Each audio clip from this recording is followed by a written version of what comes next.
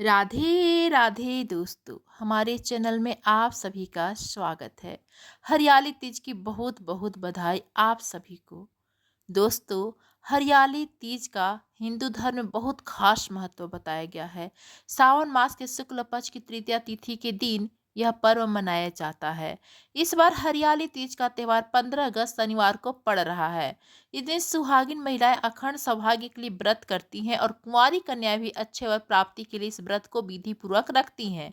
हरियाली तीज पर माताएं अपनी बेटी के ससुराल सिंधारा जरूर भिजवाती हैं, जिसमें कई प्रकार की सामग्री शामिल होती है।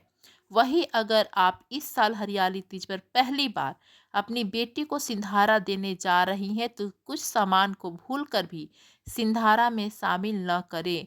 आइए जानते हैं दोस्तों हरियाली तीज पर सिंधारा का महत्व। हरियाली हर साल हरियाली तीज का त्योहार श्रावण शुक्ल तृतीया तिथि को मनाया जाता है।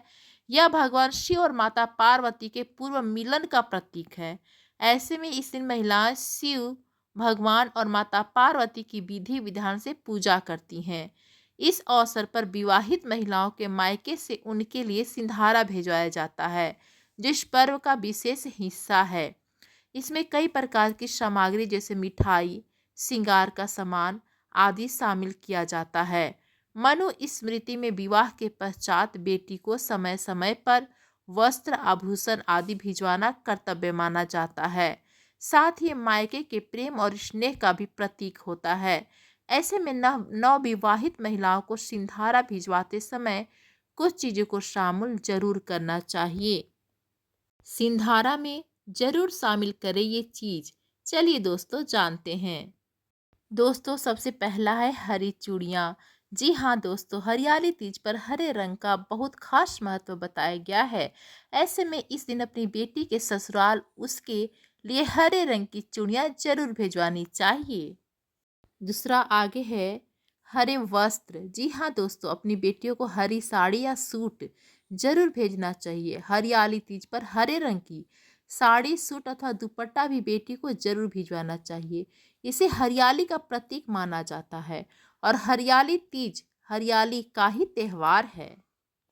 दोस्तों आगे है श्रृंगार का सामान।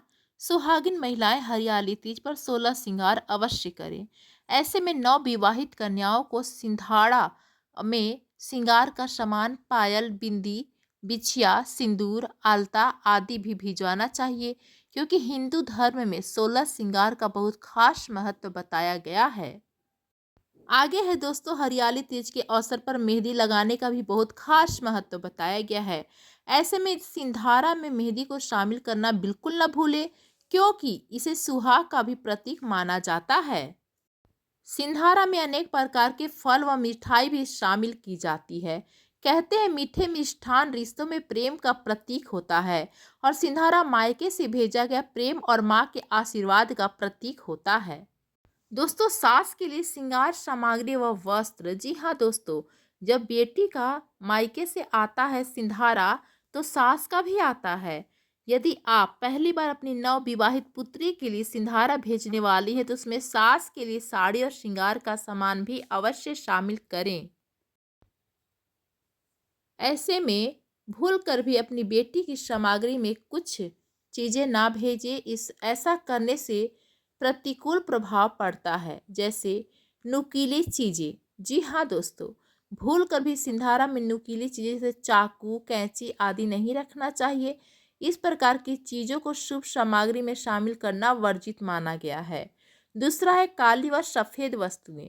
बेटी को वस्त्र भिजवाते समय इस बात का ध्यान रखें कि वो काले या सफ़ेद रंग के नहीं होने चाहिए।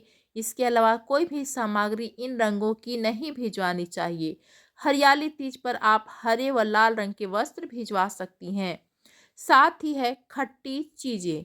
जी हाँ दोस्तों, आपने देखा होगा माँ अपने बेटियों को बड़ी प्यार से अचार की डिबिया भिजवा देती हैं। तो ध्यान रखिए, सिंधारा में भूल से भी बेटी के लिए अचार जैसी खट्टी चीज़ें नहीं भिजवानी चाहिए।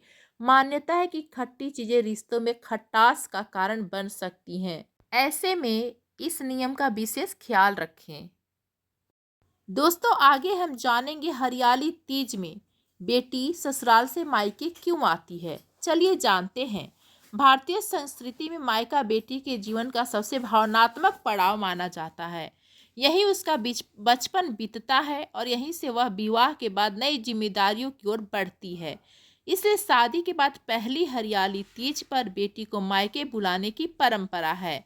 मान्यता है कि नई नई ससुराल से आकर जब बेटी अपने परिवार के बीच त्योहार की खुशियां मनाती है तो उसे अपनेपन का एहसास कराया जाता है कि मायके से उसकी डोर हमेशा बंधी है। इसी अवसर पर उसे सिंधारा भी दिया जाता है। तो दोस्तों, आप सभी को कैसी लगी यह जानकारी हमें कमेंट्स करके ज़रूर बताइए। हर हर महादेव। धन्यवाद दोस्तों।